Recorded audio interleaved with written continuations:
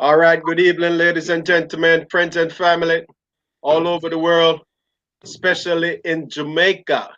So, we want to welcome you to another episode of Real Talk with Ian and Ian. And we're just so happy, man, because I have another real Olympian, NCAA indoor and outdoor champion, the one and only Ricardo Chambers, coming straight out of Chambers Hydro Farm in the beautiful parish of Manchester. But before we get into any of the details, I'm going to let Ian Thomas, the health and wellness specialist, introduce himself. Okay, guys, we just want to say welcome to another episode of the Real Talk, with Ian and Ian. And as you know, we've been bringing you live and upfront, basically, introduction to people who have made it in life, people who have been going through a journey, people who are able to inspire, educate, and uplift another person. And we try to get them on here before you guys, the audience. And we just want to thank you guys for supporting the broadcast. Thank you guys for being with us over the probably past 3 months.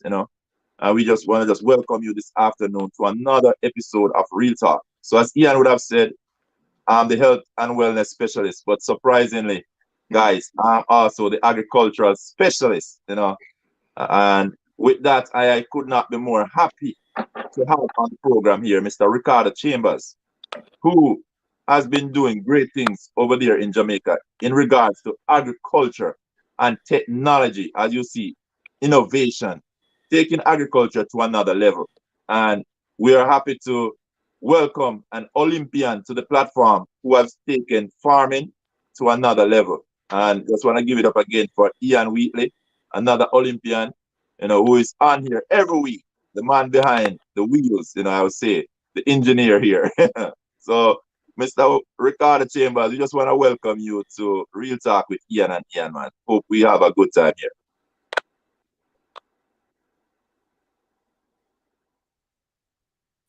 Ricardo. Come as well. Glad to be here.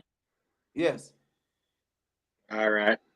All right. We got a slight, yeah, we're hearing it, but we have got a slight delay with your feed. So it was, we took a while to hear it, but, yes. So just to make sure that, we are live and, every the feed is good. Um, just Ricardo, are you hearing us clear over there? Are you hearing us clear right now? Me not, no, not really. It's kind of going in and out. Clear.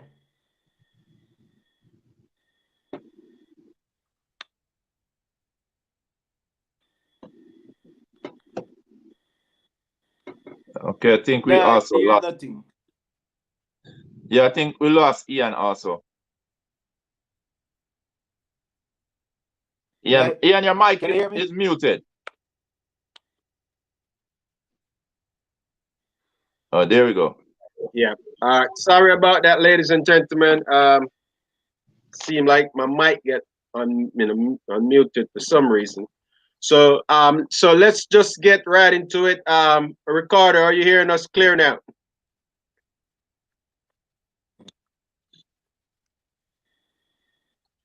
Ian, are you hearing me clear over your Yeah, side? I'm I'm hearing you hearing much you better clear. now.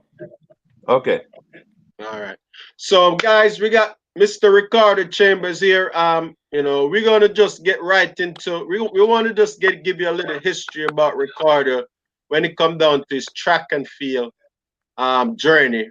We already know that he's now agriculture, a farmer, and he's the modern day farmer, and he's doing big things. But we're going to move back a little bit into his track and field career. So, Ricardo, just tell us a little bit about where in Jamaica are you from, and what school did you go in Jamaica?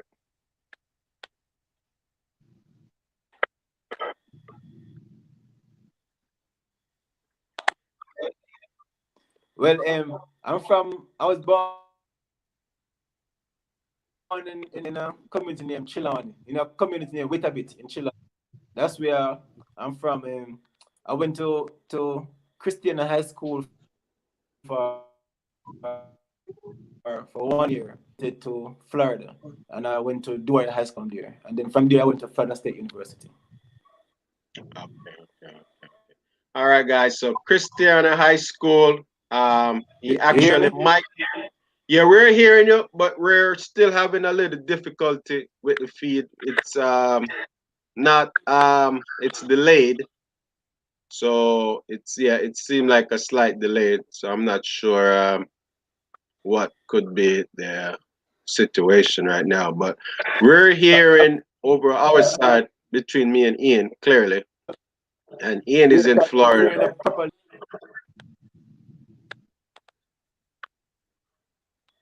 Mhm. Are you hearing me, Ricardo?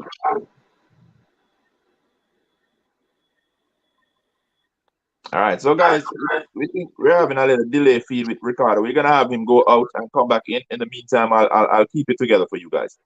Ricardo, if you're hearing me, just go out and come back into the program. Leave the program and then come back in. I'll take it from here. So guys, we're having a little All right, delay. then we say hang up and come back in. Yes, We're, yes. Okay. so guys, I just want to take it in a minute while Ricardo is off. So really and truly, I'm into health and wellness. But what you guys may not know is that I started out in agriculture, and you guys may want to know where that all started. So for me, I am from St. Elizabeth, Jamaica, and the south side of St. Elizabeth, where you have most of the farming that has been done in St. Elizabeth, South St. Elizabeth. We are known as the food basket, of Jamaica, St. Elizabeth. All the spices and the vegetables, you'll get them down there in St. Elizabeth. And that we are big on that. And so in my community, basically, we're a farming community. So my farming would have started growing up, seeing my father doing farming, you know, and everyone else in the community. So farming was a big thing for my community. Then I would have moved on to high school, to St. Elizabeth Technical High School. St. Elizabeth Technical High School is a school also have an agricultural program there. And from very early, I was very interested in agriculture. From the moment I got to States, I got in eighth grade, I was interested in agriculture, having a teacher, Mr. Dunkley and Mrs. Dunkley. So wife and husband, they were my agricultural teacher. And pretty much, I was very much into agriculture, did very well in agriculture. And at ninth grade, I decided to go on agriculture. Into 10th grade, I seek out doing agricultural science. So I end up in 10C, where the Dunkleys were still my teacher, and actually one of them was my farm teacher. So I started doing the agricultural program there. And after high school, I would have moved on to the College of Agriculture, Science and Education to further studies in agriculture. We are specified basically in my specific area, agricultural business management. So, agriculture is no stranger to me. It's something that I love, I'm passionate about. And I'm very happy to see a young man and an Olympian here, Mr. Ricardo Chambers, who have taken agriculture to another level with what he's doing down there in Spurtree, Manchester. And, with that, I was also an extension officer. That meaning working with RADA. I was an extension officer for Manchester's in the south side of Manchester. So when you take it Newport all the way to Lancaster and those areas. So I've done a lot in the farming. I went on to Appleton, also was part of my experience, where I spent 3.5 years at Appleton, where I managed a part of the estate, the overseer for the Rahim section of the estate. So I actually end up building a house over there in Appleton area. I went on to Grace Kennedy also, junior manager, Grace Kennedy, worked there, Agro Grace. So, my agricultural history is pretty big. And I'm so happy to welcome here Mr. Ricardo Chambers. Welcome back into the program. All right. Yeah, so let's Yeah, just check. man. Glad to Yeah. be here again. Okay. All right. Yeah, so Ricardo, back to what I was saying previously, we're going to get a little bit into your track and field. So obviously, from Christiana High School up in Manchester. Well, I I actually thought you was a Trelawney man, but I guess you would tell us a little bit about the Trelawney part of it. So obviously you got came up, went to Florida State. Tell us a little bit about your where you did you able to run for any high school while you was in Florida?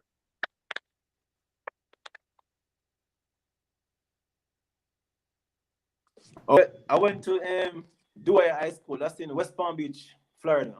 It's a really good high school. I started running. Well, actually, I was with Chucks from Jamaica, from Champs, because I went to Christian High School and I run the event and the 400. I think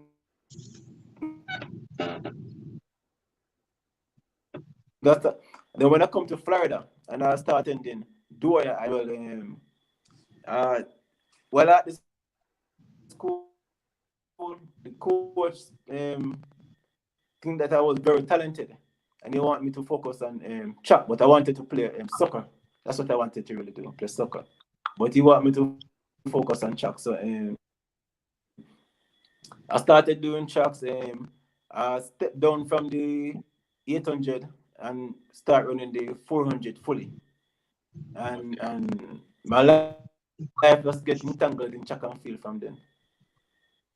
All right, awesome, awesome. So my next question is we know that you went to Florida State. How did you end up going to Florida State? In terms of the university. Why did you choose to go to Florida State?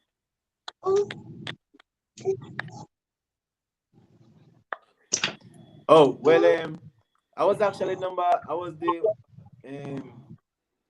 I can't remember. I was at 3 or 4 or something in that in high school.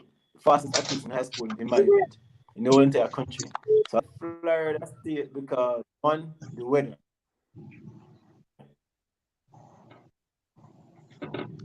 That's I didn't want to go anywhere with snow, anywhere where they have the extreme winter. Because I'm a Jamaican, live in South Florida. I didn't want to go where those kind of weather is. Okay, awesome, awesome, That's, awesome. that So, was in my mind. I felt that wherever I go, I'm gonna excel.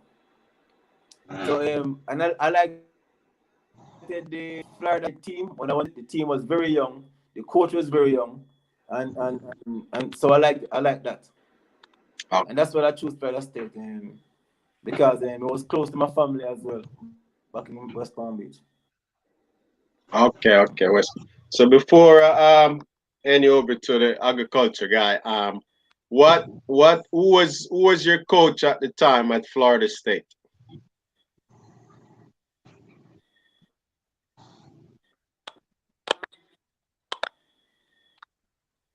Well, my coach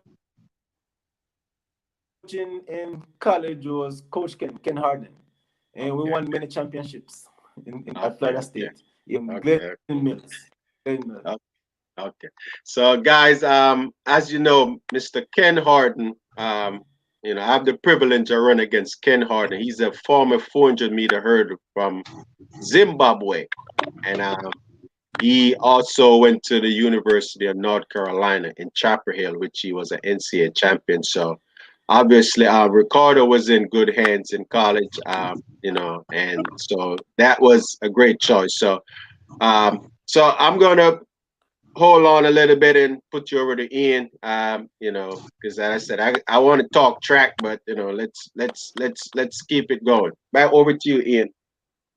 Yes, Ricardo, even though we're on the tracks here, but you're probably one of the few students would have come to the US in high school, get to experience this West Palm Beach. That's exactly where I'm at right now, presenting. And, would you just tell us a little of the challenges that you face as a student coming over from Jamaica into the high school system here?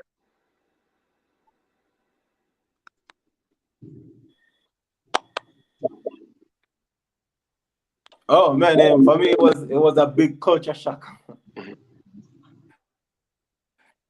was like a big culture shock. The culture was way different, and I was coming from rural Jamaica. As you could see, the same way I talk right now.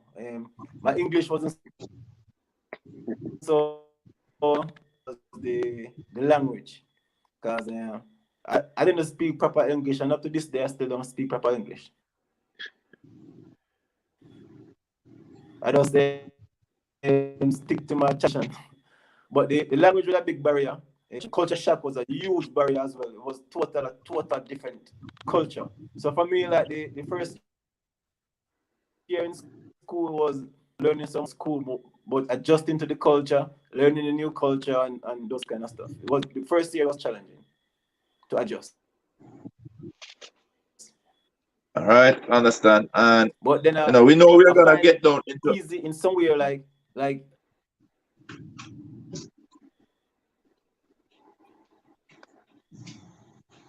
me not really hear you saying.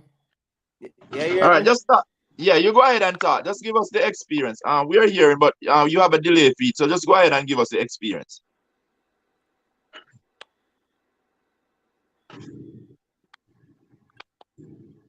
Yeah, man.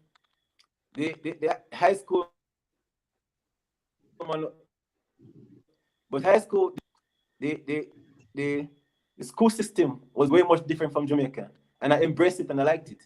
So even though I challenges are part of it that I really liked, where picking, they'll give you meal, they give you all the stuff you need. Basically, if you then you're just lazy, because they give you everything the education. In this school that I went to, they give you free free food, pick you up from your home, drop your kind of extra activity for school. They have another bus that comes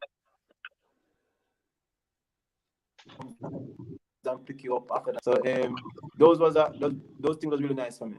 And then one of my teacher, Miss Collins, Carol Collins, me and her become really, she's like my mom. She's my mom, basically, and she helped me to guide me through high school and stuff as well. She was a math teacher.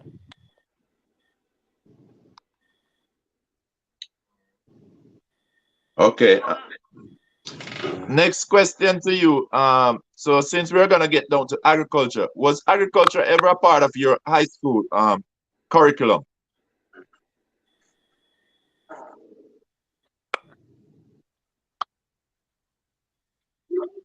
No, I never did anything about agri in high. Actually, what got me, I come from a farming community in Chilani, so I always grew up around agriculture. So agriculture wasn't really new for me. But when I went to the States and stuff, agriculture was just disappearing until I came out to Jamaica. But agriculture is not like a new thing for me. Okay, yeah, we're gonna get to you're gonna You yeah, hear so we're gonna have Ian ask you some of those athletics me? questions so the audience at least get a feel of the Olympic side of it, then I'll get back to the agriculture, all right? All right, Yeah, all right. man. Yeah, so Ricardo, yeah, so now that you're in college, we're moving along.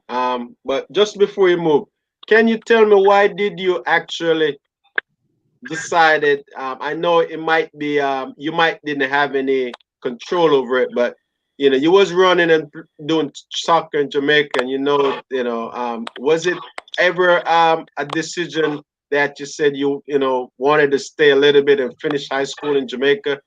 How hard was that decision to leave, Jamaican high school and then came to Florida?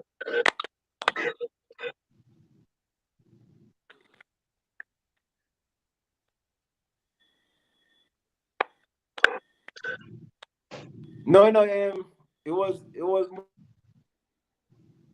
more like I was moving basically. I didn't when I just migrated and I just started going to high school. So Okay. it wasn't like I'm leaving Jamaica to go to abroad to do tracks or anything. I did sports. I just migrated and I went to high school then I just was talented. Okay. Okay.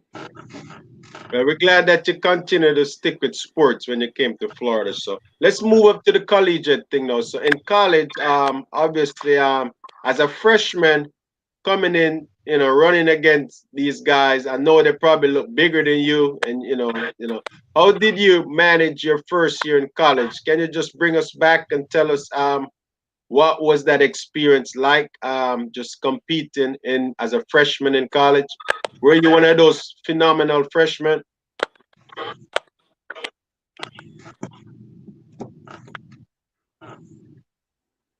Well, my freshman year, from the moment I started winning from enter college, because what happened is when we enter college, the high school athletes that we used to run, that was like the best in the nations. And we was competing against them, and they was like the best in college as well. And when we came there, one event in the 400 meter, I won the ACC championship, both indoors and outdoors. I started right away when I came in as a freshman. So I believe that we placed them. I can't remember if we placed second or something at the national championship my freshman year as a team. But for my freshman year, I was winning as a enter All right, into awesome, college. awesome. So just take us back to the fan. When did you actually tell us your years that you went to Florida State, and what did you study at Florida State?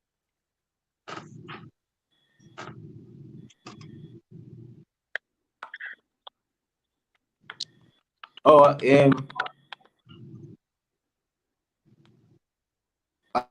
I studied social science. It was my major. Social science was my major, but I wanted to do business. That's what I really wanted to do, business. But I didn't do business because one of the reasons I didn't do business is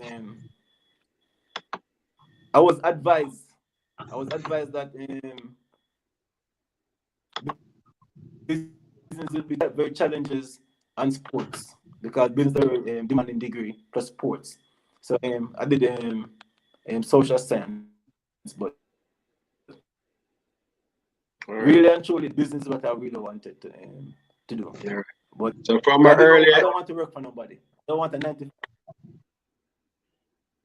so from an earlier age, you got this business mind, but it seems like during college, obviously, I know that you also wanted to be possibly an Olympic champion, win a medal in the Olympics, so and go on to great things. So I know you look at your overall thing and say, look, let me focus on this running to see what I could get out of it. That so obviously, as I said, you was a superb athlete in college. Ricardo, you was on pace, running 44.6 in college. That really was on pace to and obviously you was the top Jamaican quarter miler for a couple of years. But you could have gone on to win a medal in the Olympics. But we're going to talk about that, right, what some of the challenges you face in terms of that. But I just want to talk about your most memorable, your biggest memory running for Florida State. What one thing that you always remember running for Florida State that you miss?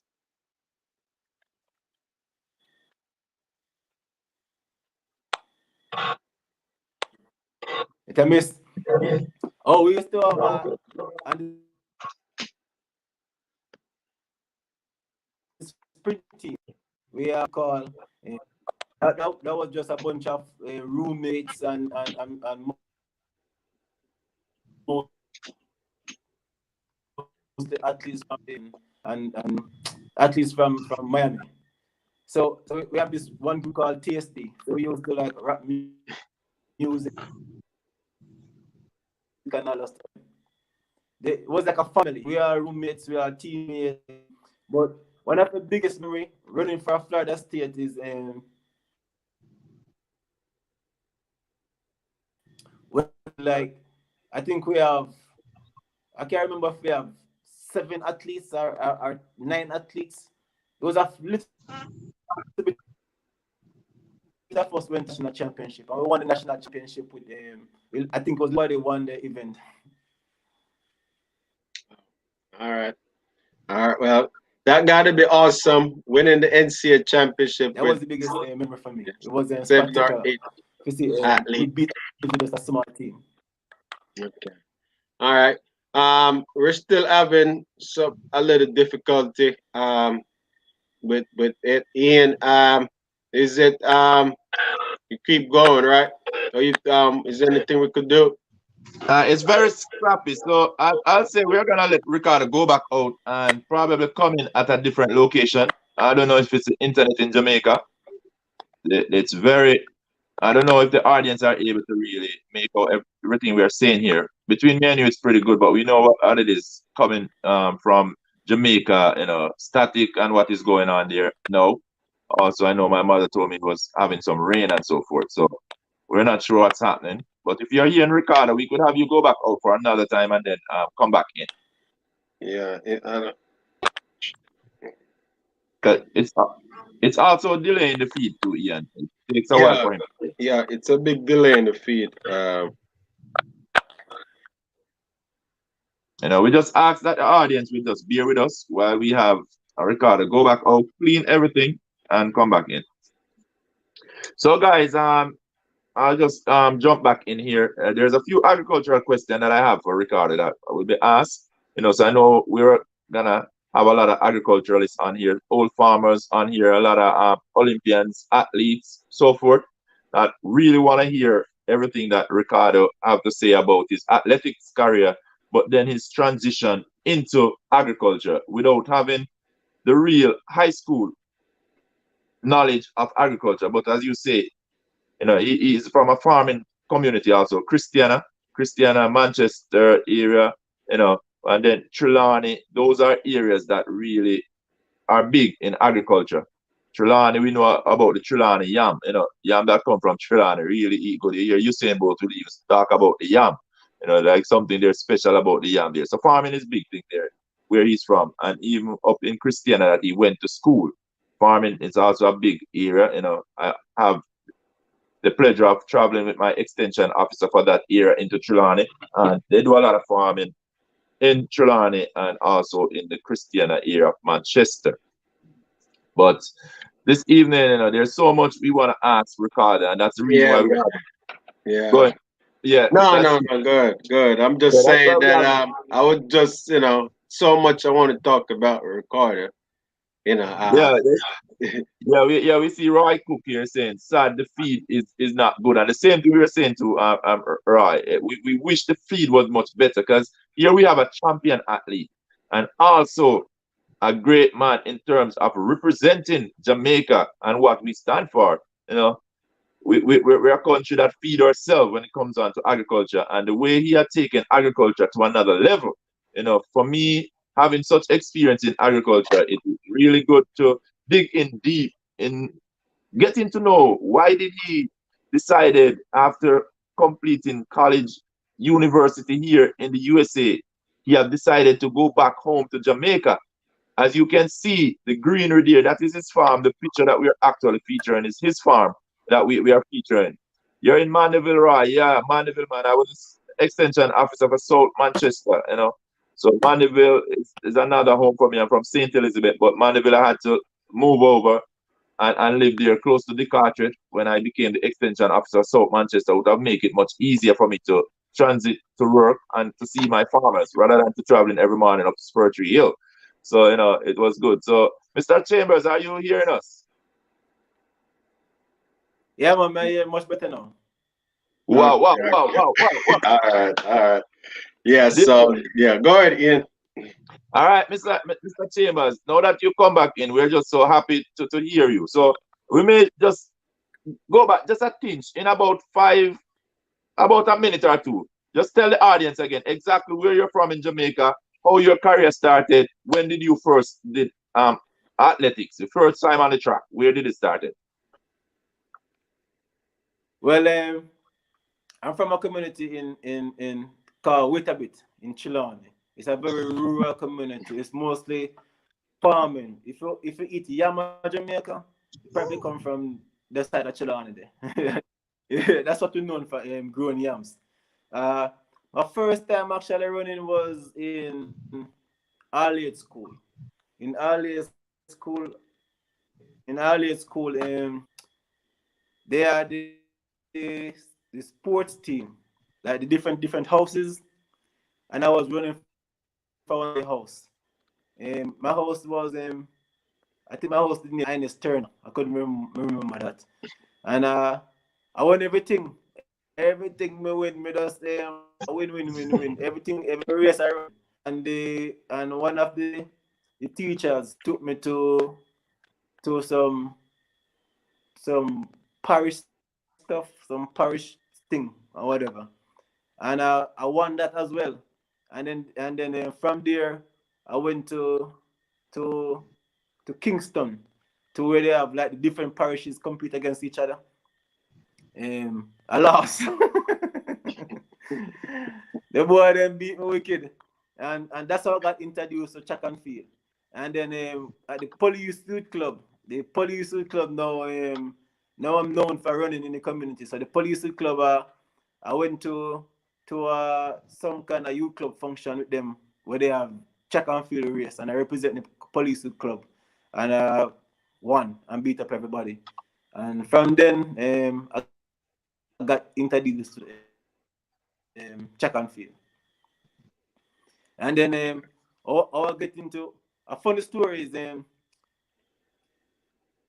of my friends, they was going out to Christian high school to do some kind of placement testing, get into to high school. They was running tracks as well, and they was really good in tracks, and they was going out there from, I think it was Ernest Turner's sister and another year.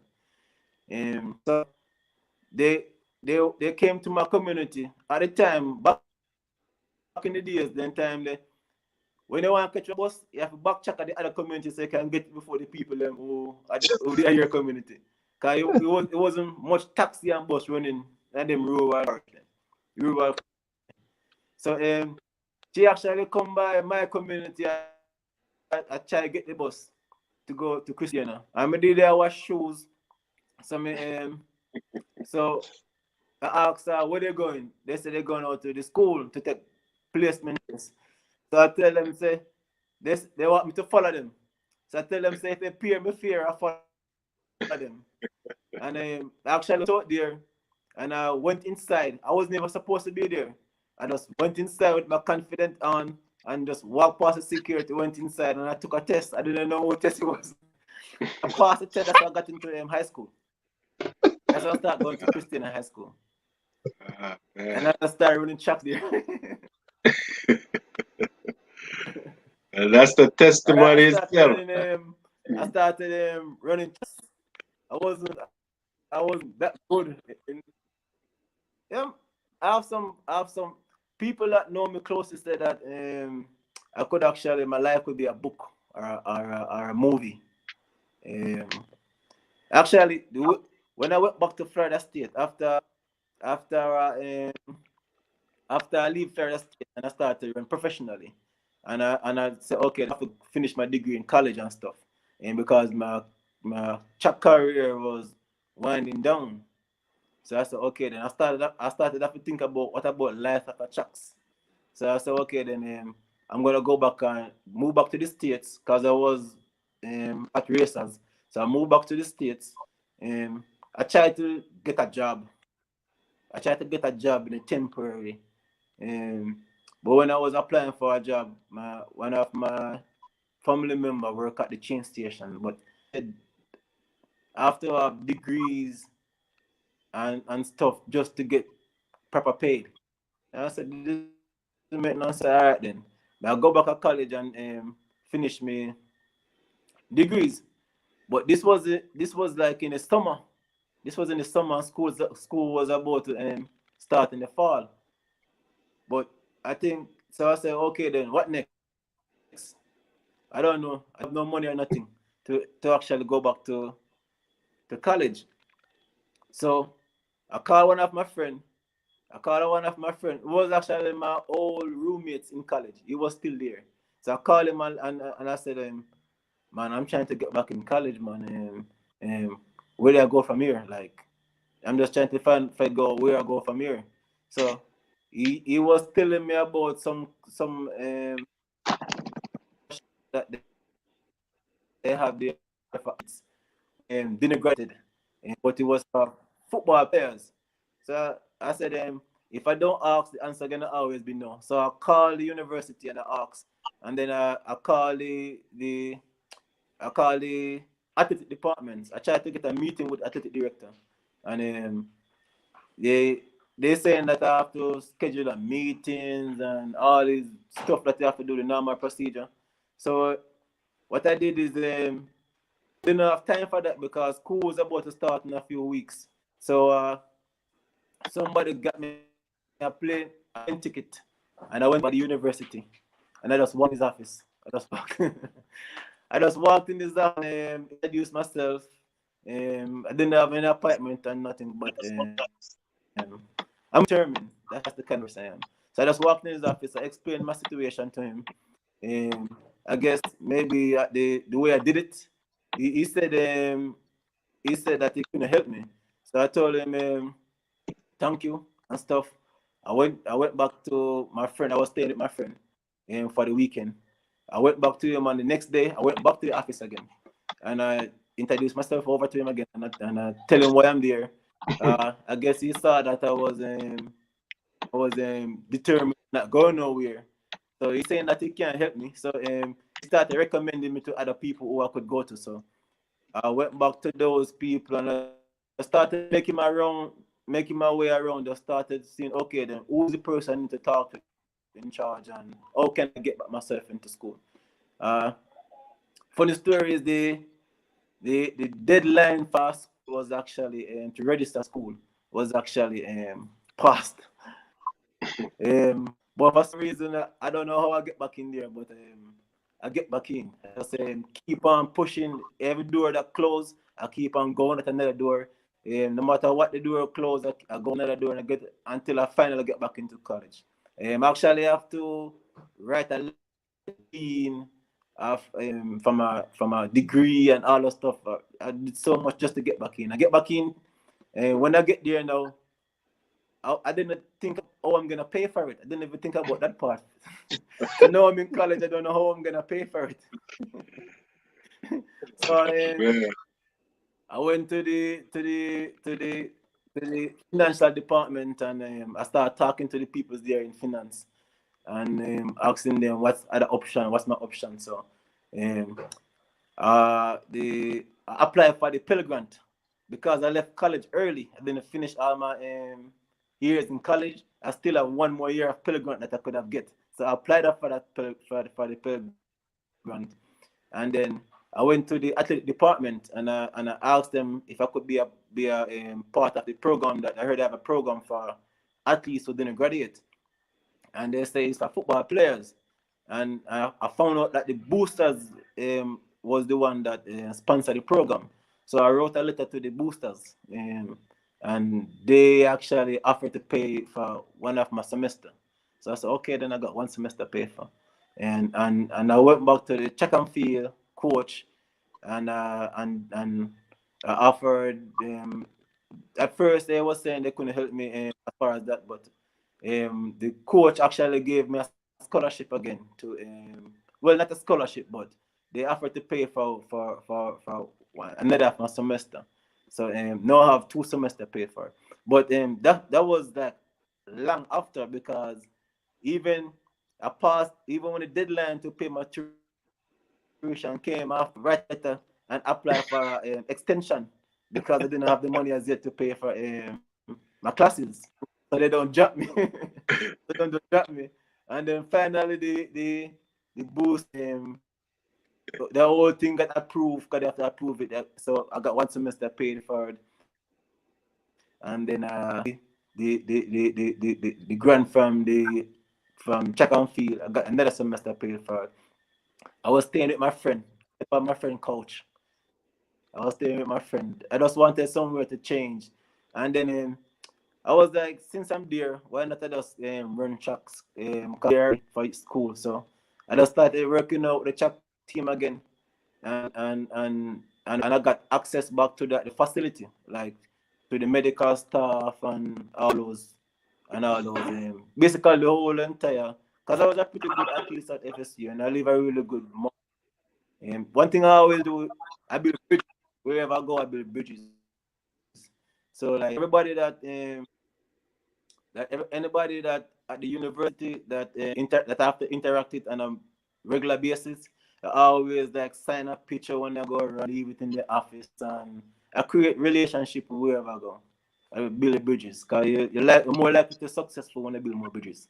So I just build a lot of bridges. So when I go back there, that's how she actually get back into college, and then I went back there with $0, and when I was leaving, I have thousands of dollars. So I have people that know me say I could actually write a book, my life story. I started this business with no money. Yeah. Yeah, I Man, started this you seem business with like no money, we nothing. got a whole I nother actually program right there. when I decided to say I'm gonna start.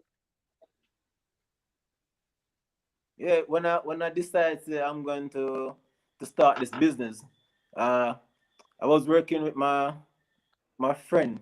I moved back to West Palm Beach, Florida, and I was working with my friend, and I was trying to figure out my life, like where I'm gonna go with my life, what's next, and thing. Um, I know I have a degree, but I know I don't want to work. I know that for sure, because I always tell myself ever since I was younger, I don't want to be. I always view working as slave getting paid. You understand? Because one of the biggest reasons why I don't want to work, for me, I think it limits my ability and my creativity. It limits me. I don't want to be limited. I want to. I like to explore. To. I like those kind of. Even when I'm cooking, I just randomly throw random stuff in the pot, just trying to explore. That's just me. But my whole life story could be a book. So I pack my bag. I actually packed my bag, called my friend in Jamaica, and and and and and tell him that I'm coming down here to start the business. And I came there, and I said, okay, then where I'm going to go first, I don't know. Rather office, and not the rather office, the it was where they do the I can't remember what the office name, but that's where they do like the site testing for the lands and those kind of stuff, the lab or whatever. So I Over went by there and Siri. I You went by went Siri. into somebody's office and I started talking to them, telling them by who. Siri. I started talking to them and still, no, I don't think that's the name of the office, but I can't Okay. remember. It was the land something on it. So I started talking to them and that's where I started. I said, okay, first thing I need is land and thing and I just started talking to the lady and she the whole thing started from there. From there and I just start rolling down the hill until I'm here now. Great story, man. That's a journey. So I didn't have any As I money, didn't have list, any land, didn't have anything. I have an idea. Yeah, man, I have an idea, man. Actually, I'm I want to become the largest producer of fruits and vegetables in the Caribbean, and I want to monetize agriculture, and that's what the main reason why, like, I'm so active on media with what I'm doing because I want other young people to see what I'm doing and gravitate towards it. Because when I was running track, I wasn't so active on social media. Mm. That's one of the main reasons for being so active. all right, Ian, we're gonna let you take it back now. Well, I just say, Ricardo, that's just some of the resilience and some of the determination that you get from track. I got some more other question for you in the track, but I want to ask you this question. How does being an athlete make you a better businessman right now?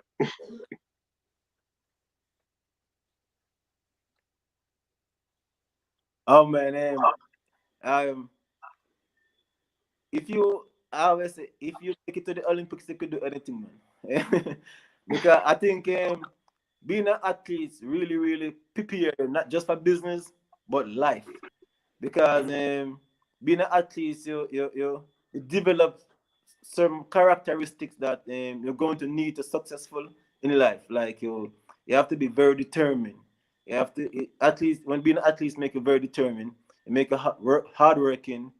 It teaches you discipline. You have to be really disciplined. It teaching you to how to work with other people. Cause you have to work in a team environment. Being an athlete was like everything, like every single thing that I apply to my life on a daily basis is from check and feel, but I just apply it in a business way. It's the same hard work, it's the same determination, it's the same discipline, it's the same everything. It's just that it's not for checks, it's for business now and real life. All right, But awesome, man. being an athlete will really shape my life. Well, I know a lot of the young farmers and the young athletes, they not just have to realize that just every day when you get up and go to train, and at some point in your life when you transition of being a man and being a family man and provider, there's some days you're not gonna feel like do it, but you're gonna have to say, what's the why for you? What's the why?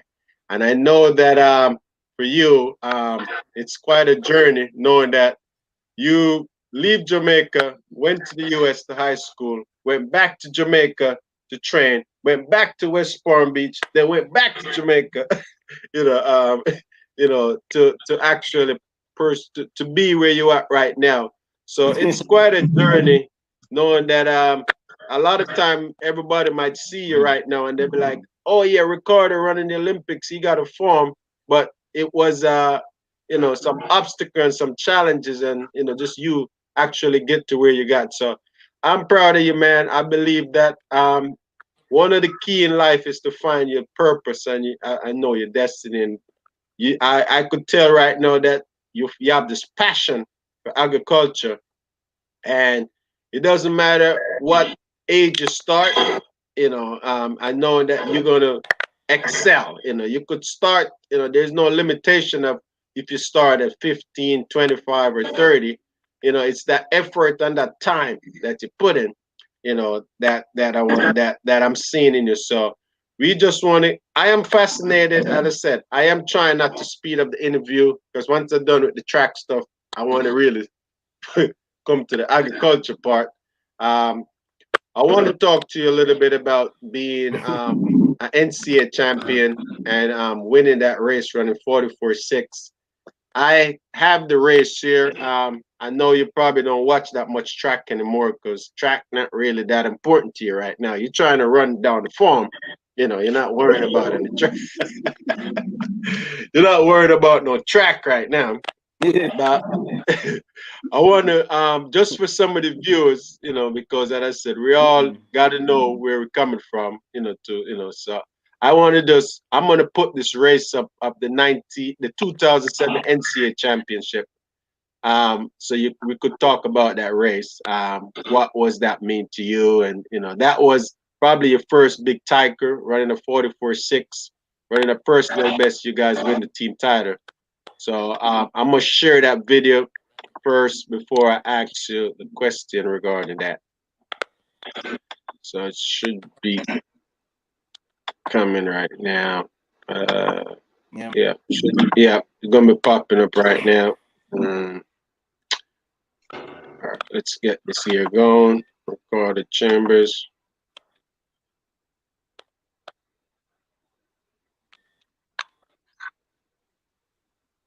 Lane 6 from Florida State, Lionel Larry in the red from USC in lane 5. The 400-meter finals. And true to form, Ricardo Chambers is not taking any chances. He has already made up the stagger on Siraj Williams to his outside. Question is, how much is Lionel Larry going to respond at this point? And he is responding down the back stretch. Here you see the response from Lionel Larry. catching up now to Ricardo Chambers. Here we go with the second turn. Now he's just going to sit on him and see what he's going to do.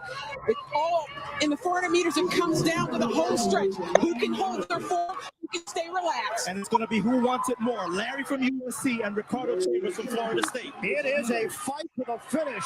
Larry and Chambers. Chambers taking him on the outside. Ricardo Chambers. Oh, who was it? Too close to call. We'll wait for the official notification. 44, and it is Chambers, second at this race last year to Xavier Carter, and this year in the smallest of margins, 44.66. Ricardo Chambers from Florida State holds on for the victory over Larry from USC. All right, Ricardo, that was just a little recap. 2007. I know it's almost 13 years ago. It's a long time. I don't know if you could recall. Tell us how confident were you going in that race? Do you believe that you would have won the race? And what did that race, how did you feel about your race?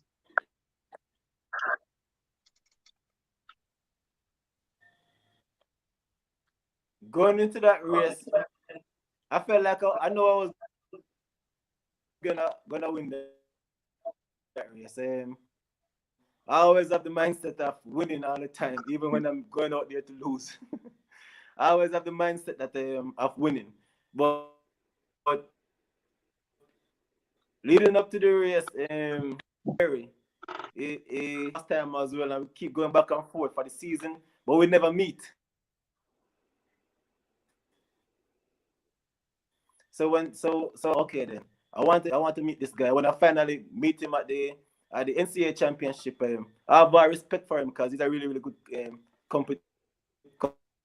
he was a really good competitor.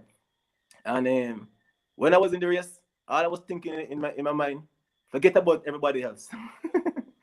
Forget about everybody else. Forget about Lionel and Larry. Just run your race only.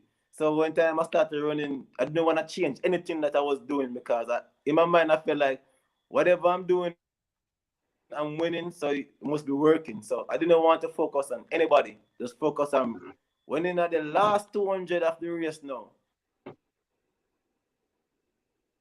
Like now, when I run against other people, like about 150, I could know that I'm surely going to win.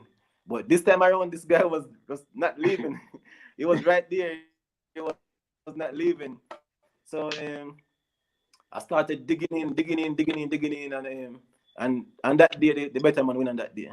But that race actually is my favorite race of all time. I think recently Lionel Larry, I think he sent me the race on Facebook. I think it was Facebook.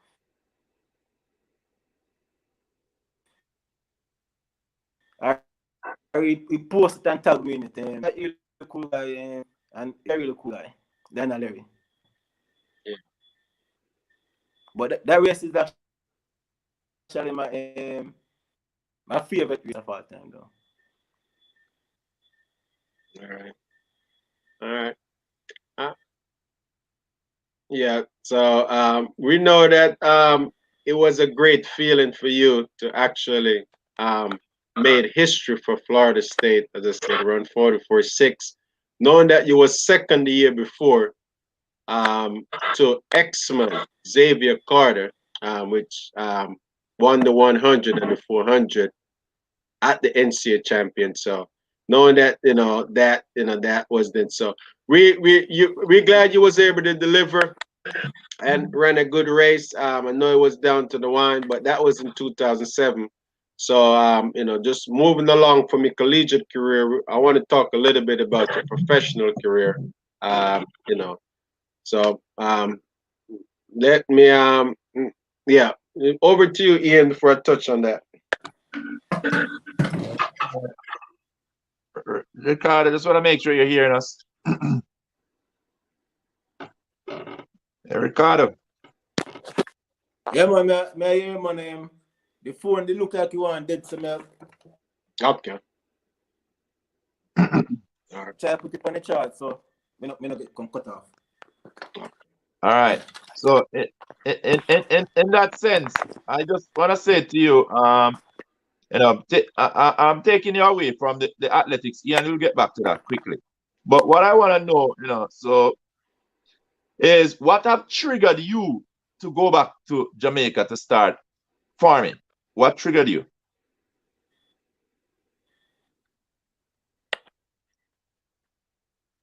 Yeah, first thing is that something about Jamaica, like I love Jamaica. I'm very patriotic to Jamaica. I'm also American citizen as well, and for me, like I love Jamaica. I love the freedom. I love the culture. I love the food and the people. But I was looking for opportunities, and one of the things that I looked at is agriculture. When I was in college and towards me in part of college and towards me working to my friend, I started looking at different methods of farm and all that kind of stuff. And I stumbled up on hydroponics. And I always try to think about the people in my community where I'm from to do different type of farming, different technology, using different technology. So I came across hydroponics. And nobody really doing this kind of farming in Jamaica.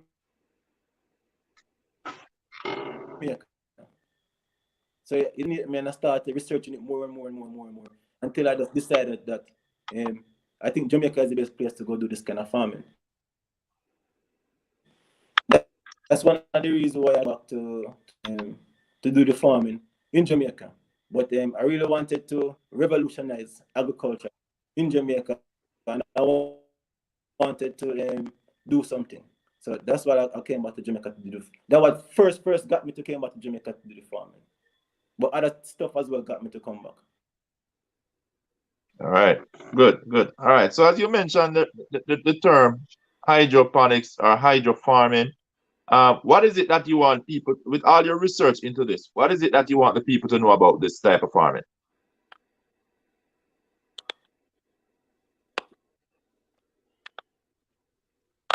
It's very lucrative, one, and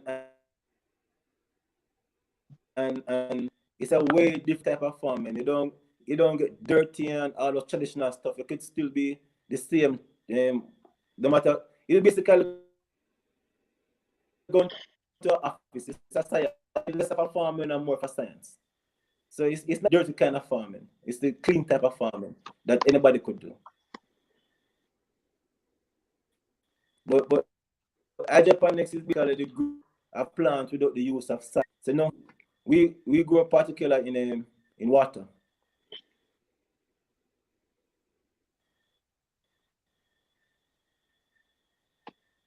Okay.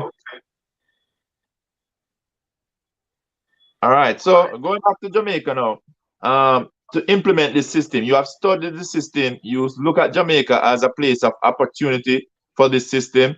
You're a Jamaican, but you're leaving America, giving up a life here in America.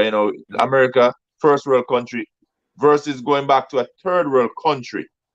Could you tell us, the audience, also, what were some of the challenges that you faced when you went back to Jamaica with this technology and this brilliant idea to revolutionize agriculture through hydroponics, hydrofarming?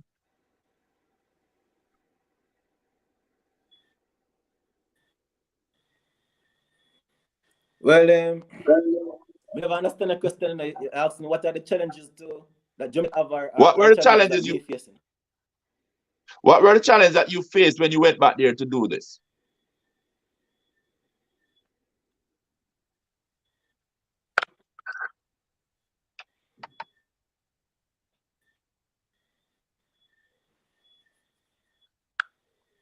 Oh, well, the challenge I'm faced many different challenges. One of the biggest challenges was to find land in Jamaica.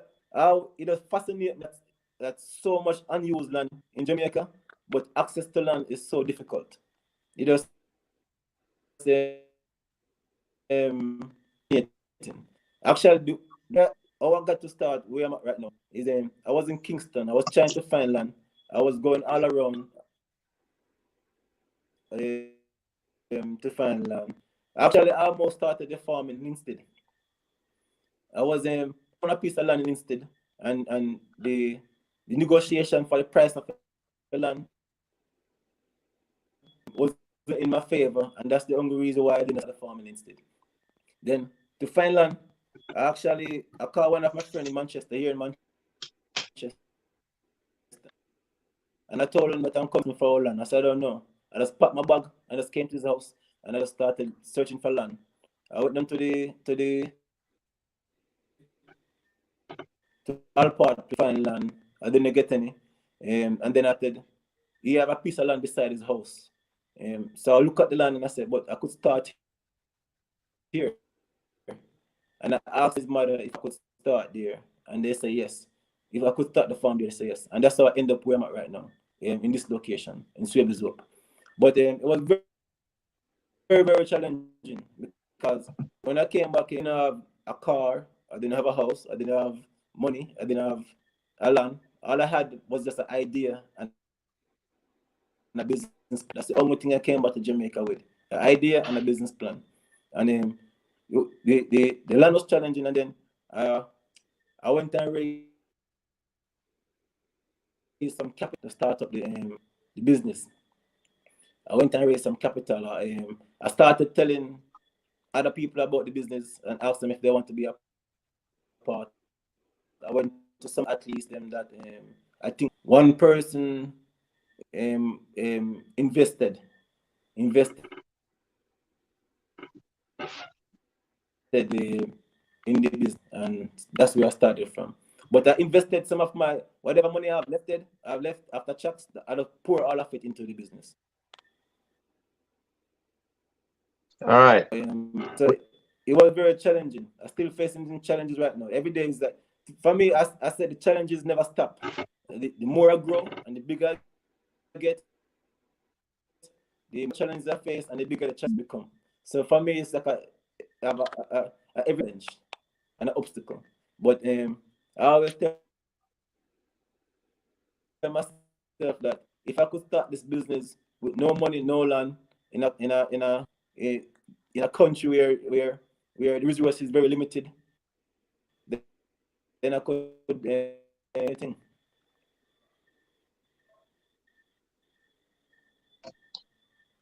Okay. All right. So we realized you had challenges with finding land. Also, the fact that you did not go down to Jamaica with all this money needed to start this business farm. What I want to know is, in terms of capital, how much are we talking about in terms of, just give the audience a dollar amount roughly what it would have cost to start up this type of farming, the size that you have there.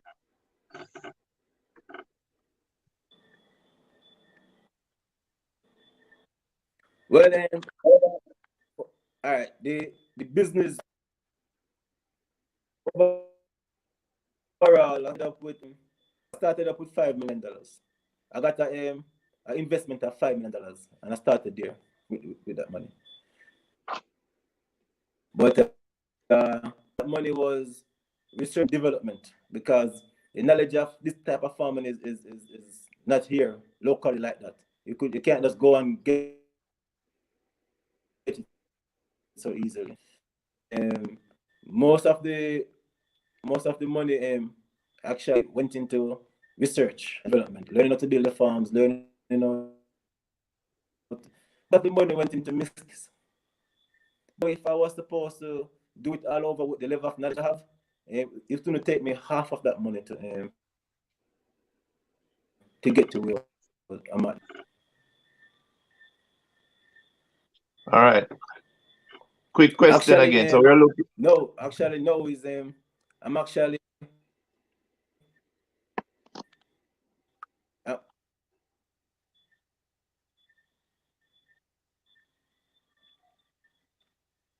you hear me? Yeah, we are having some difficulty again. Yeah, it just delayed.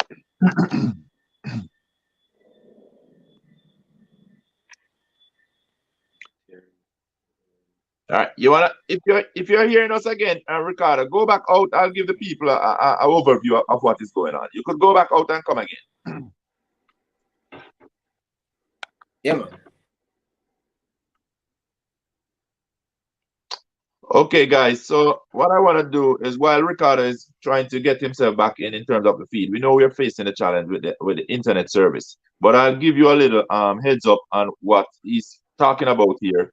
As you can look in the picture right there, you'll see some piping and you'll see plants growing inside of this piping. So what he is actually practicing and what he decided on taking back to Jamaica is called hydroponics.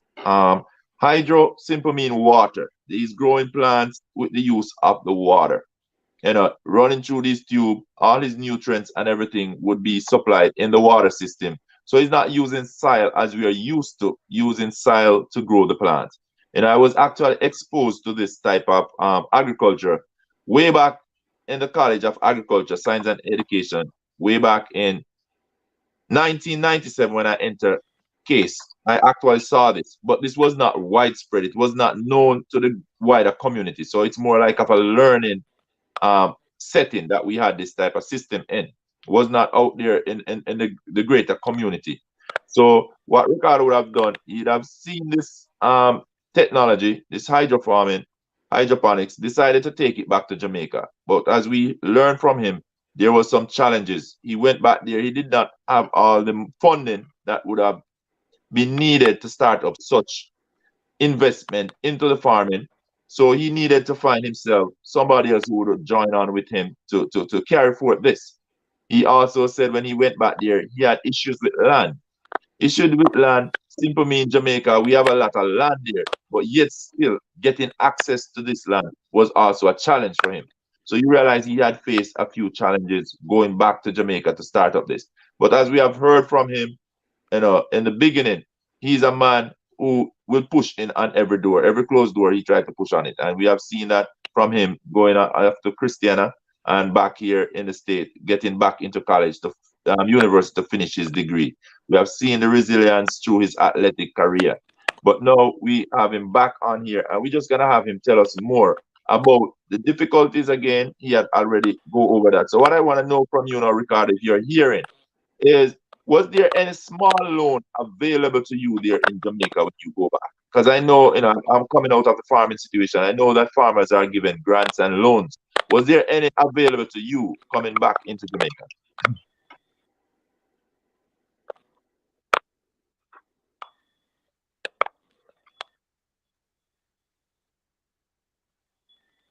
Well, there was. I'm not aware of any loans that was there. The thing about loans in Jamaica, in order to access a loan, you have to have some kind of what they call it, collateral or something like that. I didn't have none of those stuff. So I know that getting a loan from me was not gonna be fruitful. So I didn't actually try to attempt to get any kind of I tried to open a business account, and just to open the business account, it was so much you need just to open a business account. I couldn't even imagine trying to get a loan from the bank. With me going to them telling them all I have is an idea.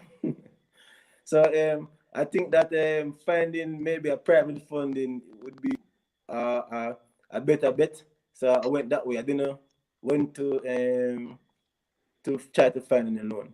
And now I'm expand. I'm now ready to go into phase 2 of the business, and I'm actually have a opportunity for anybody who want to invest in this great opportunity. It's a really good investment. You'll be building generational wealth for yourself and your kids. What I'm working on, but it's another opportunity for you who want to be a part of what I'm doing. So I have it's another challenge again to raise capital to expand. All right, guys. So I just want the audience who watch this. We got actually gonna take out this clip here, right here, Mr. Chambers. So we are telling the public, the people of Jamaica, the people in the USA, wherever you are, if you want to join force with Mr. Ricardo Chambers, who is already doing an amazing job there in Jamaica to revolutionize agriculture, especially with this technology. And as he have said, it is not the dirty side of the farming, because this is something that you don't need all that amount of labor force or anything. He and probably one more person could be able to operate this. And as you said, it is able to utilize space. That much I know about the technology. You're able to grow more plants or more crop inside of this type of system. But he's also looking for investors as he's about to take on phase 2 of this project. So if you're out there, if agriculture may be your interest, here's an opportunity to join force with him. If you're just a good businessman like he is, and you wanted to get into it, because as you have learned, he did not have the background in agriculture, really, than just coming out of a community that did farming. So this is something that you could take on individually by joining force with him in bringing this type of farming into Jamaica. And I'm going to turn it back over to Ian. But when we come back, we just want to also let Mr. Chambers let you guys know that he has a market there. He has a great market for it. So Ian, before we get any further, since the internet is working, we're just going to turn it back over to you if you could get in a little more on those athletics questions, because we know we have our athletes here waiting for that part also. Yep. We got the athletes, but I'm going to go ahead. I think I just want the viewers to know about this, hydroform. So Ricardo, I'm going to show another video. This one is going to be in regarding to you just explaining what the whole hydroponic system is. So I'm going to just play that, and then I will ask you some more questions, just for the viewers, so they could actually see what we're talking about. Yeah, so let's set that in order.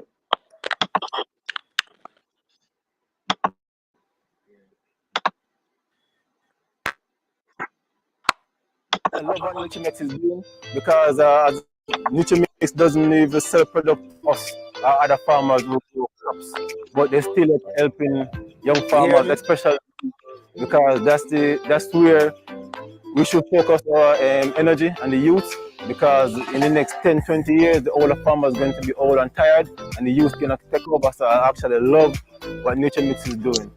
In the next 10 years, I think that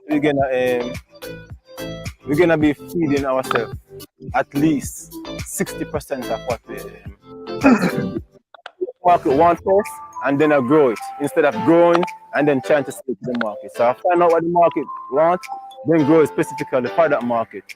The demand for strawberries is actually very, very, very high. In Jamaica, we actually import 97% of our strawberries. So once I could grow it, I won't have no problem to sell it. So I'm doing strawberries, and I'm gonna be doing great.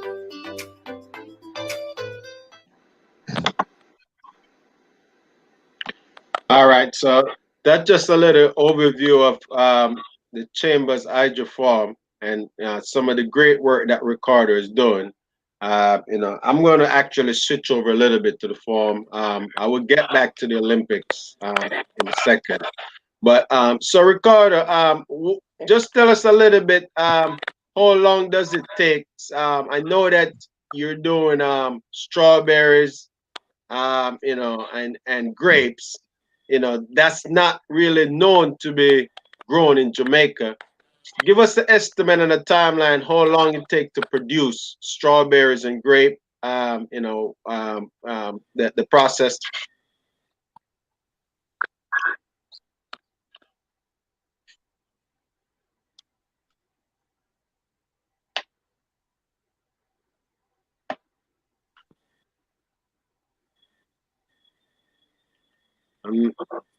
To grow lettuce in the hydroponics.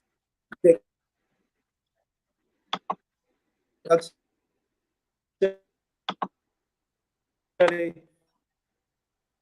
4 weeks transplant to grow in the hydroponics. Okay. So if I'm hearing good what Ricardo said, the lettuce takes 6 weeks, and I'm not sure if it's the strawberry take 4 weeks.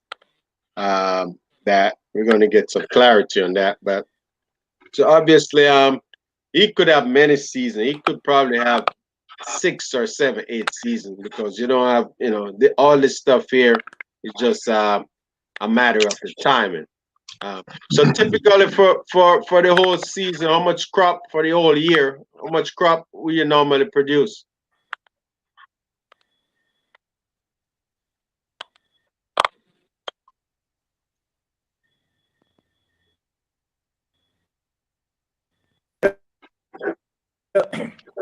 Alright, the way I don't know how many crops grow typically for the season, because sometimes we have bad weathers and those kind of stuff. But compared to traditional farming outdoors, we could grow way more crops per season than farming, because we don't have to prepare no land, and we don't do weeding, plowing, digging, and all those kind of stuff. And we prepare land. We basically could today out of it and we replant back the plant immediately. So we could have way more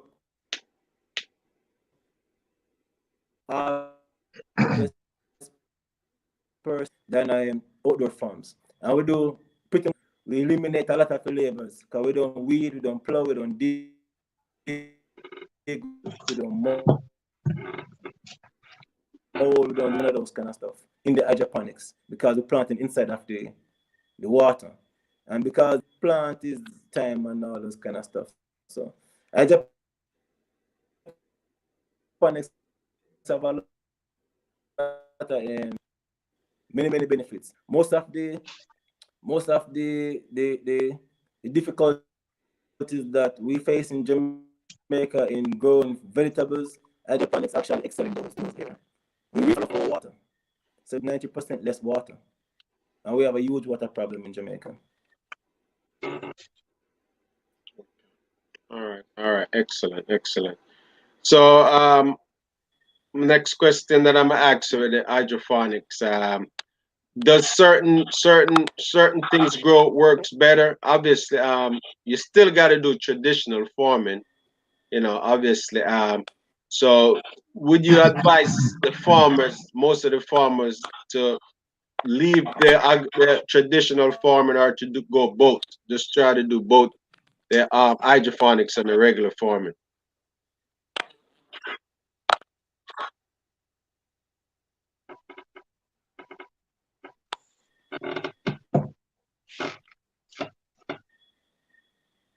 Agriculture. So I always encourage any farmer that getting in to start with hydroponics, and the ones that are already doing other type of farming traditionally, to convert to hydroponics. It's only makes sense, because it's the faster quality crop, cost of production is less. The only big job of the hydroponics is the start of the hospital is huge, because.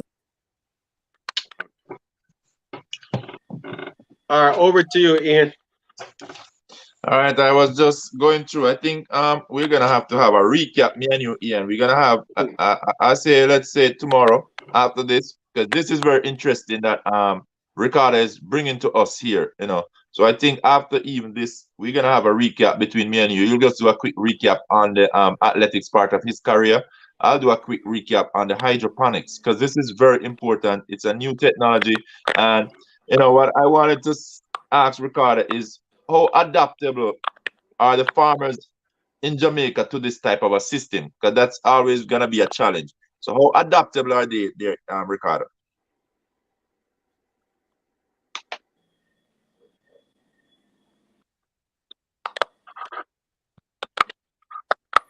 The farmers in Jamaica, the older farmers changing, their mindset is locked. They're not going nowhere. They're the ones, from my experience, they don't want to do the old type of farming. They want to go to the parties, and they want to do all the modern stuff. But they know that a lot of the younger farmers gravitating towards this kind of technology. But the older set of farmers, they're stuck in their mindset. So it's more like a opinion. Like this is a new generation thing. The older farmers that are the farming, they're not gonna. All right, I'll quickly go through. This is All right. that the newer generation who doing these type of farming. The existing farmers, they're not changing, based on my experience. All right, quickly. All right. So I know you have said a few things in terms of the advantage of this type of system. I just want to ask you, you said it already, but where do you see the future of this technology, both in your hands and also in Jamaica as a country? And just go back over those benefits that whoever decide to invest with you also, plus a farmer himself would have in terms of going this type of farming.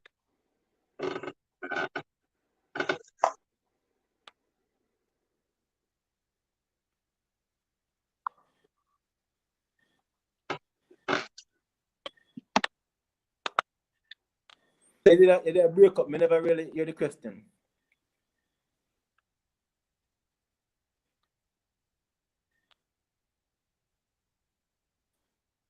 You hear me, Ricardo? I think. Yeah, you. All right, I hear the question. Can I read it again? all right. Could you just give us the advantage of this type of farming, the hydroponics? Give us the advantages.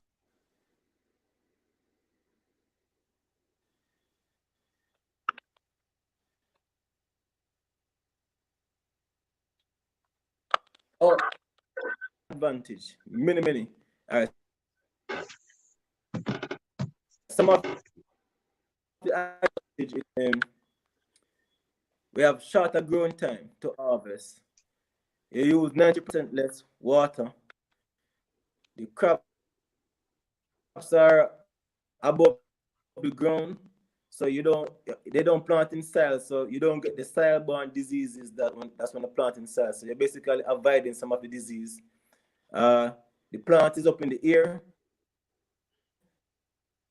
That way that it's easy. You don't have to bend your back all day in the field. You're working standing up. Product is superb because it's not exposed to all of the elements that would expose to plant. Actually could control the taste of my strawberry. I could control the flavor of my plant, the taste and everything, because I could control the nutrients that goes into the plant. Hydroponics have massive amount of benefit. We have an issue in Jamaica with water. Water is a big issue in Jamaica. And hydroponics allow me to grow during the drought when nobody else can't grow because I recycle all my water. So right now, summertime, I mean people have to come check summertime because if you're not using this kind of technology, unless you live by a river or have a farm by a river, because we have the droughts, and then with global warming, the droughts actually are longer and more severe. So hydroponics is many advantage than soil-borne planting. All right, quick one. I just want to see if I get out the important part of this interview out there. Who would have been your biggest consumers? Because that's, if somebody's gonna join board with you, they're gonna want to know who is gonna be your consumer. So who do you supply to? Who's your biggest consumer of the produce that you have there? Right.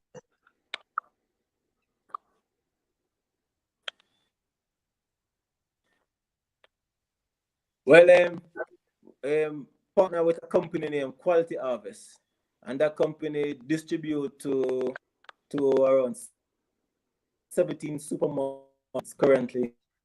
We partner with a company named Quality Harvest, and they distribute the produce. Actually, the opportunity here is unlimited.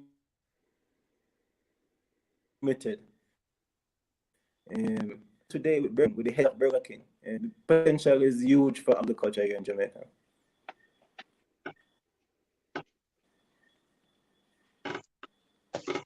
All right. Quick one. I realize you're doing strawberry, and we're not too familiar with strawberry, especially right here in Manchester and St. Elizabeth. Two of the biggest farming community in Jamaica are the parishes. Manchester, St. Elizabeth, always head to head when we go to Denby, in terms of, we always put on that Denby show and see which parish come out on top. Manchester and St. Elizabeth is always neck to neck.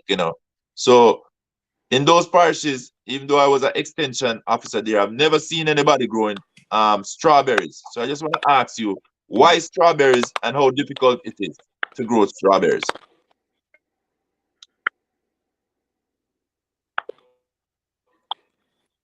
I, the reason why I grow strawberries is my area of focus. I want to grow the crops them that we don't traditionally grow in Jamaica, and the one them that we don't grow in Jamaica. So that's why I wanted to grow like strawberry and grapes and all those kind of stuff that we don't normally grow here. The strawberry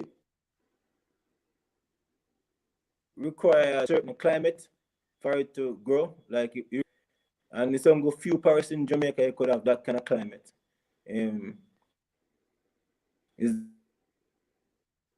like Chile and Manila and some part in Portland and St. Andrews in the mountain areas and stuff. But that's why I wanted to grow the strawberries, because not a lot of farmers grow. The demand is very, very high and the price is very, very high. But strawberry is not a difficult crop to grow. Once they have protection from the water, it's a very easy crop to grow.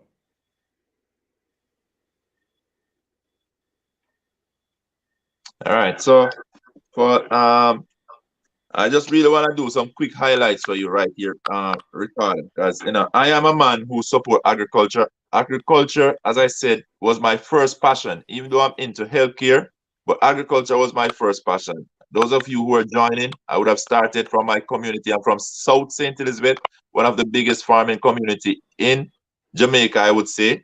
We do a lot of our seasoning, scallion your thyme, your onion, and all that stuff. When it comes down to watermelon and so forth, St. Elizabeth is the place for it. Tomatoes, your cabbage, your cauliflower, your broccoli, all those quick cash crops. We're into it. Your cucumbers. So you realize I started out pretty early in farming. As I said, I moved on to the college to States, where I did agriculture again. So you realize that my love and my passion went deep going into agriculture. Then I finished States. I decided to still pursue a career in agriculture. I went on to the College of Agriculture, Science and Education, which is now referred to as CASE. Back in the days, it was JSA, Jamaica School of Agriculture. Then it moved on up to COA, College of Agriculture. And most people know it as Pasley Gardens over there in Portland. Now it's CASE, College of Agriculture, Science and Education. Then I came back out. I went to Appleton to work on their farm there, overseer of a whole section, a lot of hectares in sugarcane. Then I moved on to Grace Kennedy, where I was also a junior manager there at Grace Kennedy, Agro-Grace. So we supply all the farmers everything that they'll need to bring forth a crop. Also move on to work directly with the farmers in agriculture, that's rather Rural Agricultural Development Authority. And that was my last job basically there in Jamaica, where Mr. Chambers is Ricardo. I was the extension officer for South Manchester. So you realize I have a lot of knowledge in terms of agriculture. And what he's doing, I'm very proud of him, because not very much people would have taken up such a challenge to bring forth a system. As he said, the startup capital, we know it is expensive to start up, but as you see here, you'll have a partner who don't stop at anything. He's gonna do whatever it takes to get that investment, and you'll see where he had started up such a system there in Jamaica that he's able to supply a whole chain of supermarkets through, he said, Quality Harvest, a group that he had partnered with. So I'm just putting out there to whoever would want to invest with him. First thing, he has a market.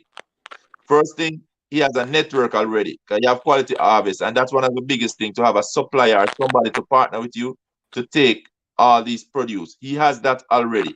He has already started up his own hydroponics there, so he's no secret as to what he can do. We're having a static coming through.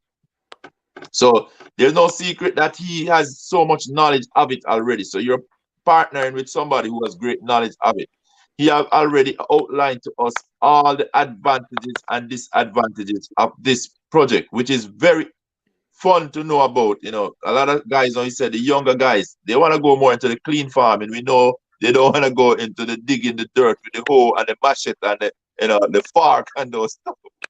So these guys, they're more into the pretty boy thing. So with the pretty boy thing, basically you could go in as Mr. Ricardo Chambers is telling us, you don't need too much of labor. Labor cost in Jamaica is one of the most expensive things. And when I was doing agriculture, the labor cost when you think it was very expensive. With this system, the labor cost is minimized because it just could be just Mr. Chambers and one or two people if he get them on board to help him with this. You don't need too much people for that. Because as he said, you don't have any weeding, no plowing, none of these things to do. So that's great advantage when you don't have to do all this hard labor in it. As he said, it's just water, get the plant in. You're gonna have shorter growing time because you're eliminating all of this thing. We know agriculture have to be doing land clearing, land prep, and all that stuff. He don't have to do any of this because he's growing in a control system. He's telling you he's basically eliminating a lot of the diseases because a lot of the disease are soil borne. Simple mean when you grow it in that medium, a plant will pull disease from the soil. He's eliminating that also because you have a controlled environment. So I'm just trying to explain to the people some of the advantage that he is offering right here with this kind of system. No, the biggest thing, and this is what I love, Ian, is that he's growing things that we don't do in Jamaica. We don't see this really happening. Grapes and strawberries, two very expensive fruits in Jamaica. And he's telling you it is easy to grow strawberries already, plus the price is high. The demand is there. And if we do agriculture, one of the things that you want to learn about is supply and demand. When you have a high demand for your thing, you can put up that price. So the price, you're basically saying he has a guaranteed market with good price. That is great. So I'm telling you guys, this is a chance because he's giving investors to come in and join with him on this project. So if you're out there, you're a business personnel, if you're out there, you're an agriculturalist, and you just want to join in with this young man here, this is a great opportunity to do so because he have it going already. And guess what? He control a lot of things. It's now indoor. That's another thing. So here he said he used basically far less water. And we know in Jamaica, the drought season is a tough time, especially in St. Elizabeth. We're faced with a lot of dry season. And he's able to eliminate that by growing in this controlled environment, using far less water. Very important. I hear a scratching again. But he's using less water. He's able to grow when other farmers are not able to grow because they face that big challenge of water. So all these things are looking very good when you have somebody like Mr. Chambers who knows what he's doing. He's already having the market. I just say, man, anybody out there, partnership, it is good. So Mr.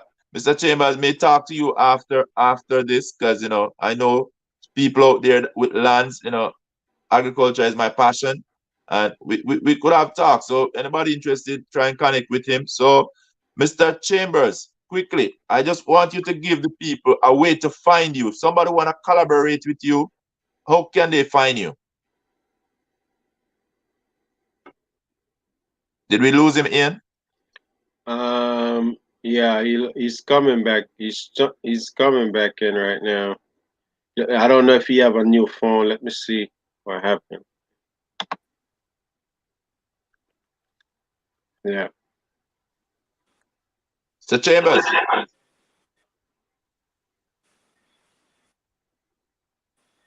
Hello? My side even sounding a little horrible here, Ian. Hey, testing. Oh yeah, here we go. Yeah, it's still Yeah, hear me. Yeah, we are hearing you. All right. Are you hear me, Ricardo? I couldn't hear you a while ago, so I come back in. All right, great. Nice. Yeah, man. What I want to ask you is if anybody out there, we have given an overview, but if anybody out there want to partner with you, how can they find you, connect with you? I've already given an overview of what you're doing. So how could somebody reach out to you if they want to go into partnership in what you're doing and learn more about it? Well,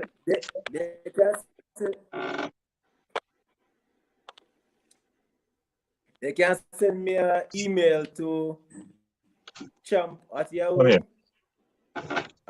They could they could email me at info@chambersagrifarm.com. They could reach out to me on my social media, Facebook and I answer both of them. At Chambers Agri Farm on Facebook and Instagram. All right. Excellent. Excellent. Yeah. So Ricardo, obviously, as I said, man, I wanted to. 875-2131. Yeah, we're gonna try and post some of that information in regarding to your phone, your WhatsApp number, your email. So Mr. Chambers, in terms of the development of Jamaica, are you at any point you're independently? Have you ever been contacted by any form of the agriculture to help to to assist young farmers? Is there any, I'm assuming at this point everything is privately done for you, right? In terms of helping other farmers.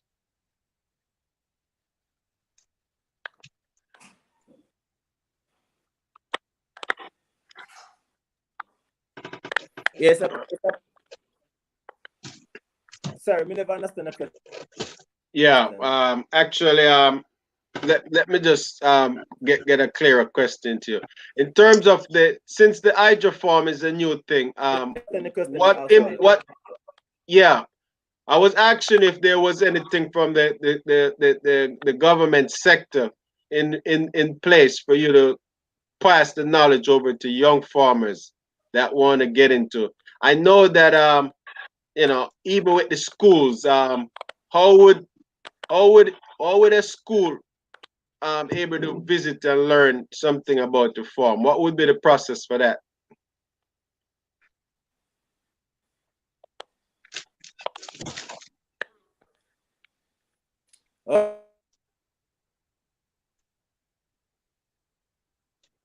Oh, oh. I do tours. I try to spread about the knowledge. So I put things service in place that could spread about the knowledge. So I do tours for school, individual, anybody want to come on a tour. You could come on a tour, learn about hydroponics farming. And I also do consultants for anybody who want to do this kind of farming and need guidance. I could actually put the farm together for you.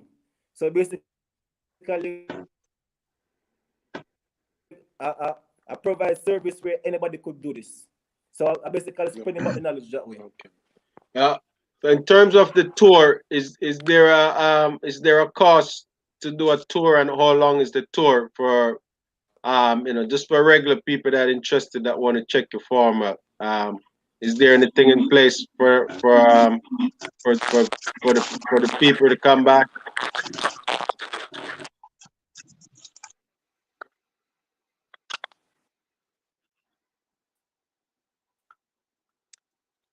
I didn't know what you said. I was asking if how long do you offer? I was just asking you about the tours. How is there a fee or a cost involved in the tours, or how do you run the tours?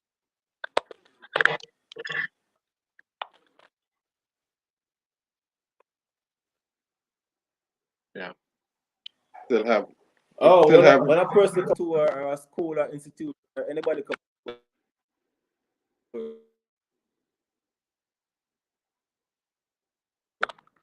show them how the system work. I show them pretty much everything that I'm doing. I show it to them the whole entire procedure. All right. So I'm gonna I have a couple track and field question. I'm not going to go too long because as I said, we're not having the best feed tonight, unfortunately. And I wanted to talk to you also a little bit about your a little bit about your career training with Usain Bolt down at Races Grand Prix, Races Track Club. So just give me a feedback. What was your experience like at races? And what did you learn of being a better athlete while you was at races? Oh, the experience at race was experience for me. When I was at races, pretty much everybody was at races was I would say some level of superstar. In training was really good. You have that drive to succeed because everybody else around you was being successful. So you have that around, and the team was encouraging each other. As Awesome, awesome, awesome. As I said, I heard your yeah, couple so at interview. You races for me speak. was a really great experience. I'm really close with the coach and the training staff.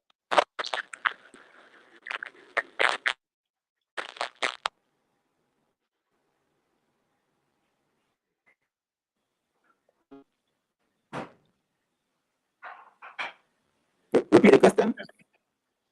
No, I didn't. I did. You break up, so I didn't know when you were finishing. So, just in terms of your career at racers, as I said, I'm gonna kind of you know, I would love, we're having a really bad feed, so I can't really get the good flow of some of the topic I want to touch on with you with Usain Bolt. But just for you, just to summarize your career, um, just tell us, yeah, when did you retire from track and field, and and what was your lowest point in the sport of track and field?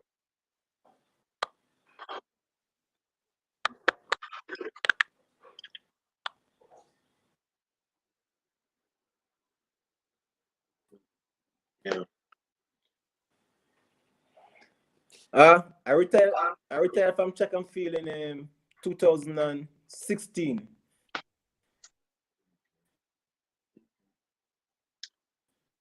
All right. World Yeah. Championship was my last time competing for Jamaica. We came. All right. So yeah. So Um, we came fourth in the 4x4. Yeah, we came fourth in the 4x4. okay. All right. Uh, all right, guys. I'm just gonna tell you a little bit about Ricardo before And that was my just last time running for Jamaica. yeah, 2006 just to end his career. So he World Championship. retired in 2016. Um, after trying to go to the Olympics, he's obviously I have the privilege of competing with Ricardo Chambers at the 2006 CAC games. I don't know if you remember, but we was down in Colombia, Cartagena, Colombia, at the CAC um, games, and it was a privilege. I believe he won the 400 over there Uh, thing. So yeah, man. yeah, yeah. And so just for that, but yeah, went on to represent Jamaica all the way from 2006, Colombia. 2007, 2008, 2009. He represent Jamaica at the Penn Relays. He actually represent Jamaica at the World Indoor. So for 2006 to 2016, that's a 10-year career represent Jamaica. Ricardo also, we haven't got a chance to talk about. He was fortunate enough to secure a sponsorship from Adidas for most of his career, so that was good. And I also wanted to, some of the things I wanted to find out. Ricardo have I believe he ran a 44.5. I'm not sure. We wanted to ask him about, when he ran that time and where he was, so we definitely would love to, we definitely need to do a part two for this interview. We're gonna have to schedule a part two in.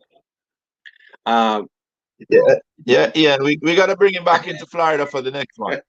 well, you know, you know, But we're gonna bring him back to West Palm Beach now. We could sit and nap fist to fist since he knows so much about agriculture and it's my passion. yeah, Then we could do it a one-on-one and you on the other side.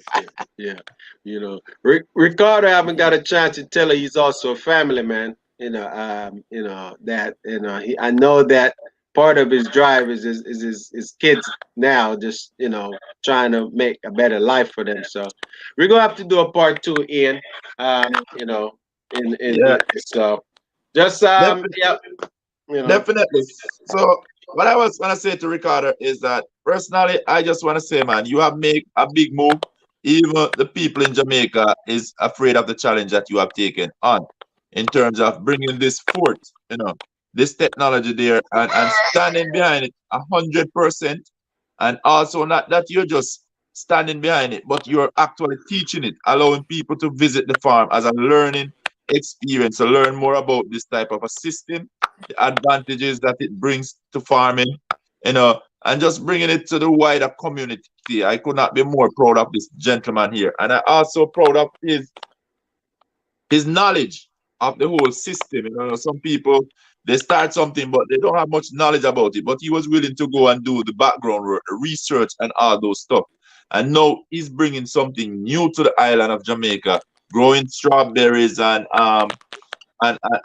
grapes. Grape not so bad, but I've seen that down there. But the strawberries, to take it to this level, it is very good to see him doing that and all the work that he's doing, and also the fact that he's also looking for partnership to spread this bigger. And that's another thing, you want to take it to another level. Phase two, that's phase one that he's doing there, and we have seen Jamaica TV, everything go out there and visit his farm. That tell you that he's doing something good. People are interested in what he's doing, and especially for the youths. Yeah, and I wanted to ask Ricardo more about how could we interest the youths, to get more youths involved in this. But he mentioned a little part on it, but we could have gone deeper. But we're gonna take it to another interview. But I just wanna say thanks to Mr. Ricardo Chambers for the work that he have done for Jamaica as an athlete, and know what he's doing as an agriculturalist. Working in the sector, want to revolutionize agriculture, as he said. I'm really proud of the step that he has been taking in terms of this venture. So thank you again, Ricardo. Thank you for being on here with us and sharing your time. Yeah, we know that the internet feed was very crappy, but it doesn't take away from your knowledge and what you bring to Jamaica. Because you could have been right here in the USA. You did high school here, you did up to university, and you're right here. It's a first world country, a land of opportunity, as you would say. But you have decided to go back to your home country and take something down there that is of value. Agriculture is the background of all Jamaicans, most of us, our family, that's what sent us to school. For me, I can say that big time. Agriculture is what sent me to school. My father has been a farmer all of my life that I've known him. He had farm local and foreign because he used to travel on the farmer program. So just big thank you to you, man. And we're gonna talk again on this topic. So thanks to you.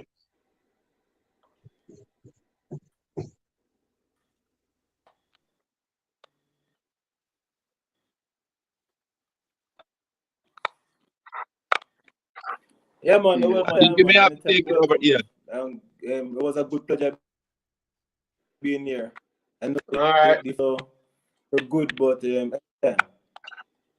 Yeah, definitely. As I said, we'll definitely want to work on a part two. But we're gonna be following your journey, man, and we're gonna be supporting you. So we just want to let you know that just you able to come on this platform that we're always gonna be a fan forever. So we appreciate you, man. God bless you. Stay safe. And as I said, I know the COVID that affect you. We haven't got a chance to talk about how much loss that you have this year, but we'll talk about it. As I said, we have to do another show, so just hold it down and be safe.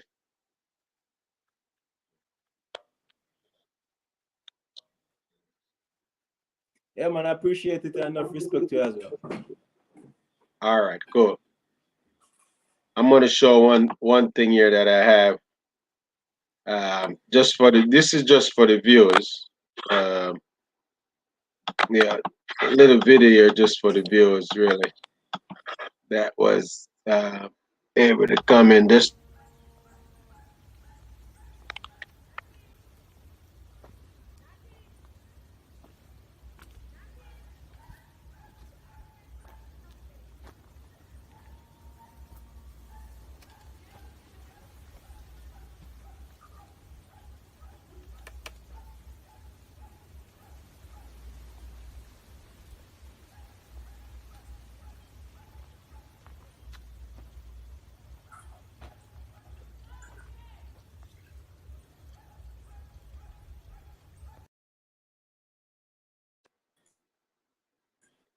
All right, Ricardo. I'm gonna end it now.